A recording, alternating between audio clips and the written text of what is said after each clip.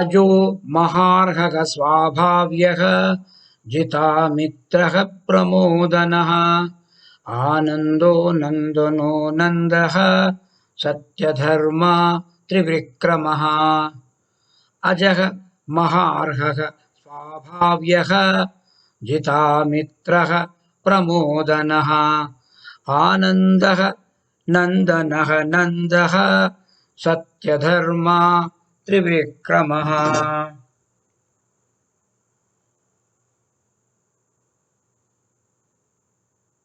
Ajaha, unborn, one without birth.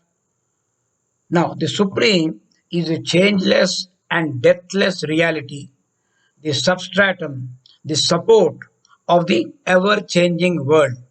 The Supreme Himself has neither any birth nor any decay.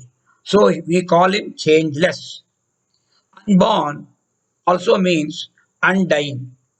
जातस्य हि ध्रुवो मृत्युः ध्रुवं जन्म मृतस्य च. One which is born has to die, and one which dies will again be born. This is what Bhagavad Gita says. But here, the Paramatma is never born. So obviously, he has no death. That means the Paramatma is eternal, changeless. Now, Ajaha, if we split into A and Ja, A denotes Mahavishnu. Ja means born from. So therefore, born to Lord Vishnu is another possible meaning of the word Ajaha. So if you go by this interpretation, then the term suggests Pradyumna, son of Vishnu, son of Lord Krishna. So Pradyumna is considered to be an incarnation of the Lord of Love. Now, one more possible meaning of Ajaha is Krishna declares in Bhagavad Gita that Aksharanam Akarosmi. This also comes in chapter 10. Aksharanam Akarosmi Dvandaha Samasikasya cha, etc.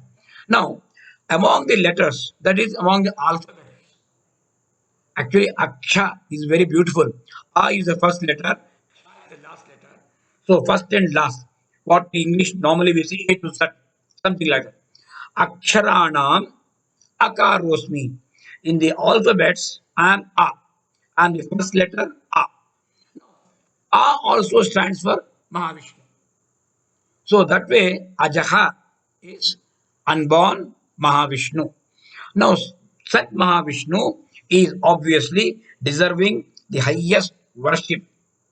He is called Maha Arhaha, Maharhaha, deserving highest worship. So, one who deserves the highest worship, Arha, Arhaha, means puja or worship. Maha Arha means great or highest level of puja and worship. That means Mahavishnu, we have to pray Mahavishnu with the highest of devotion and faith and worship him.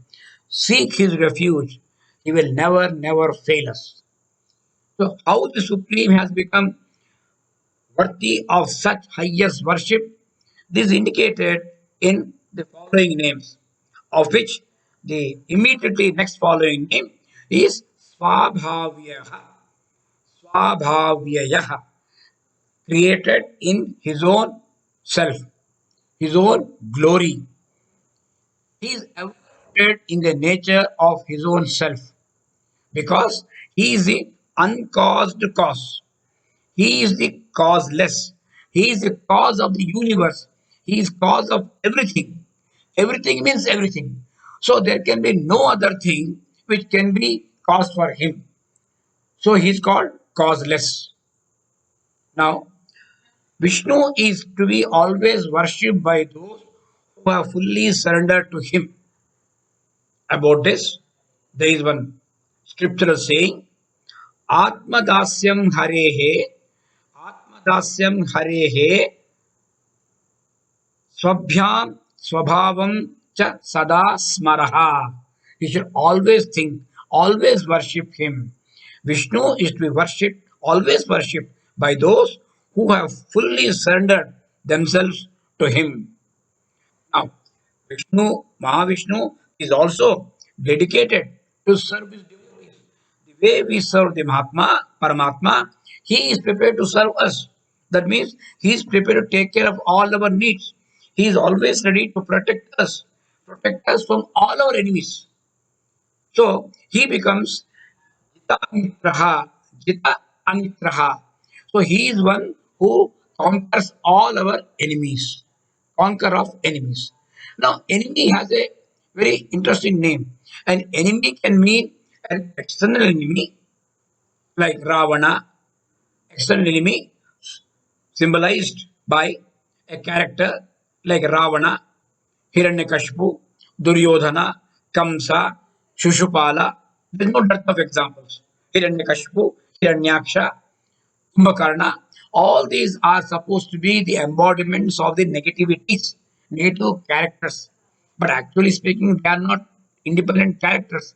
They are only negative attributes, negative qualities which are there in us. For example, in our own internally, our own being, there are so many negativities are there, like kama, krodha, lobha, moha, mada, matsarya. These are the internal enemies. Similarly, uh, extreme mamakara, extreme attachment, extreme ahankara, super high ego, which are there within us, they are our enemies. Krishna in Bhagavad Gita, chapter 13, warns Arjuna that these are the two deadly enemies. Two examples he gives. The root enemies are these two. Kama yesha, krodha yesha. Kama, desire, unbridled desire. A desire which is unfulfilled will lead to anger, krodha. And from these two, everything else follows. Kama yesha, krodha yesha. And where do these come from? They are arising from Rajoguna. Rajoguna samudbhavaha.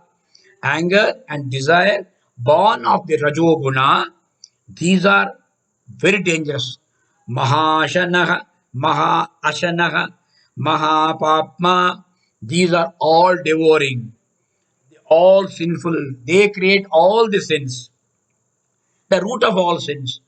Devour means to swallow, swallow all the good, whatever good we do, it is completely wiped off by these two deadly enemies, anger and desire. Desire, which leads to anger. These two together, these are the real force. Arjuna, understand. Vidhi, enam, iha, vairinam. Understand that these two are the real enemies. कामयेष क्रोधयेष रजोगुणसमुद्भवः महाशनो महापाप्मा विद्येनमिह वैरिणम्. Verse 37, chapter 3, Karma Yoga. Now, Mahavishnu is one who has no such enemies because he has won over, he has defeated all these external and also internal enemies. So he remains ever joyful, ever happy, ever blissful. Pramodanaha, ever joyful, ever blissful. So he is the one who is constantly enjoying within himself eternal blissful nature. So the term Vishnu indicates here he is the one who causes bliss. He is not only full of bliss, but he also causes bliss. He gives, he liberally blesses people with same happiness and same uh, bliss, same joy, provided they meditate upon him sincerely. And where is Mahavishnu? Mahavishnu seated in their own hearts. So it says such people he is going to give full happiness. So ever joyful being, such a happy being is personification of bliss. Anandaha. Anandaha is a mass of pure bliss. Bliss is his nature. Bliss is his pure nature. Briharanyaka Upanishad says, Etasya evam anandadasya anandas etasya eva anandasya anyani bhutani matra upajivanti. Etasya eva anandasya. Out of this happiness, matram, taking only a small part, anyani bhutani, all other living beings, upajivanti, live happily. All the entire universe, whoever is happy, after all, they are taking a small fraction of the happiness, of the bliss of the Paramatma.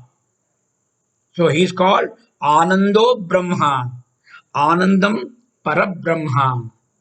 So not only he is pure bliss, but he is the one giving this happiness to everybody else.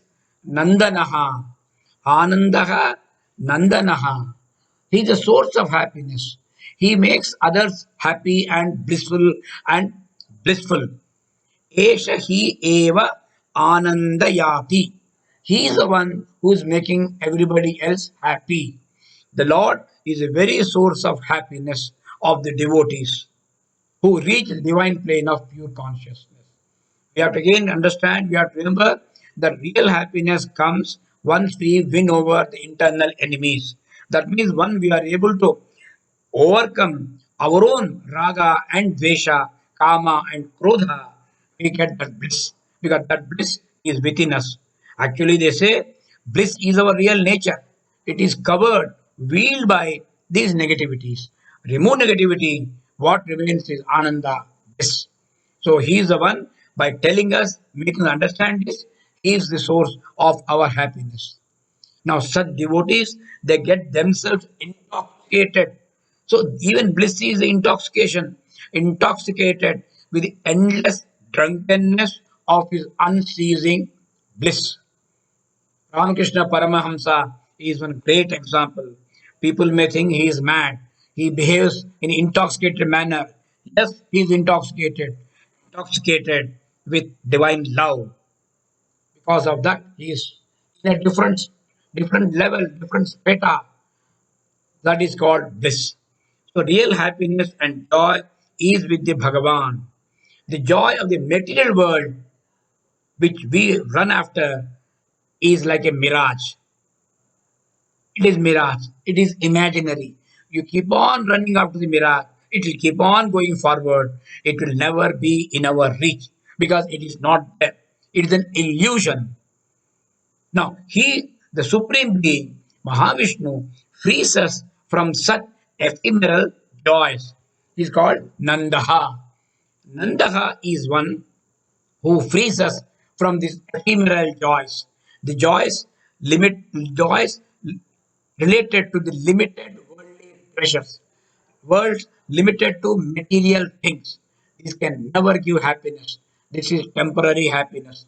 But the moment that happiness goes, what remains is much more sorrow.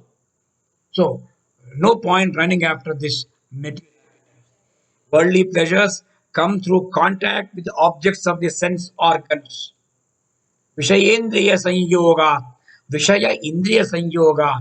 By joining this, you get only misery. Nanda means who has no contact with the world of senses, as he dwells in the transcendence of all the equipments of pleasure related to body, mind, intellect. So, all happiness which is related to body, mind, intellect is material, is worldly, is ephemeral. It is not real joy at all. Since the Supreme is embodiment of true happiness, that is bliss, he is always with the attributes of Satya, that is truth, and Dharma, righteousness. So he himself is called Satya Dharma. Quite often he is called Satya Dharma Parayanaha.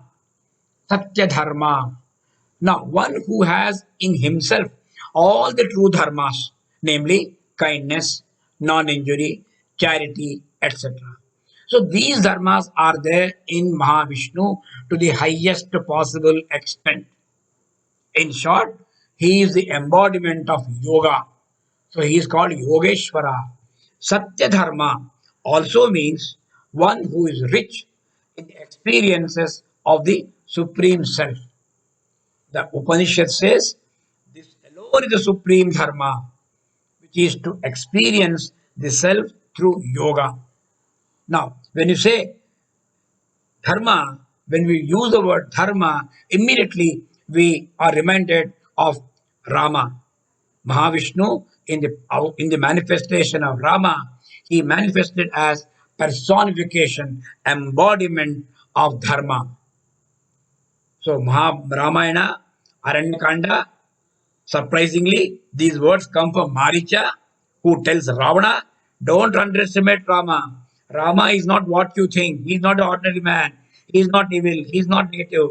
He is not like, he is Vigrava. He is a personification of Dharma. Ramo Vigrahavan Dharmaha. So be careful. He warns Ravana. But Ravana will never listen to him. So he invites his own disaster. So all the story we know. Now, being always righteous and Jnana Swarupa, he is all pervasive in the three worlds. Trivikramaha. Trivikramaha means all pervasive. He is all pervasive in all the three worlds. He is the one, as Vamana took three giant steps and measured the three worlds. In three worlds, three steps, he conquered the three worlds in his Vamana, that is Virata Swarupa, related in the Vamana incarnation manifest. So now the message to the spiritual seekers is that they also should take three steps to reach the center of the self within themselves. They don't have to conquer the three worlds. For them, three worlds mean different. For them, the three worlds mean three fields of experience. That is the waking state, the dream state, the deep sleep state. They should win over, they should cross over three and reach the fourth state, which is called Turiya. Jagrat, Swapa, and deep sleep. Swapna. So waking, dream, and deep sleep. Three states you have to overcome. Three, they are called three fields of experiences. Now, one who has crossed over this will reach the infinite consciousness, the Atman. Actually, the very term three in Sanskrit means the three words. Now, Harivamsha says the greatest men of reflection have declared the three fields of experiences or loka by the simple term three. Harivamsha has declared this. Three. Three means three lokas, three fields of experiences. That is what we refer to waking, dream, and deep sleep conditions. One who crosses this is Trivikramaha. So, with this, we'll conclude this verse. Om Sarve Jana Sukhino Bhavantu. Om Shanti Shanti Shanti.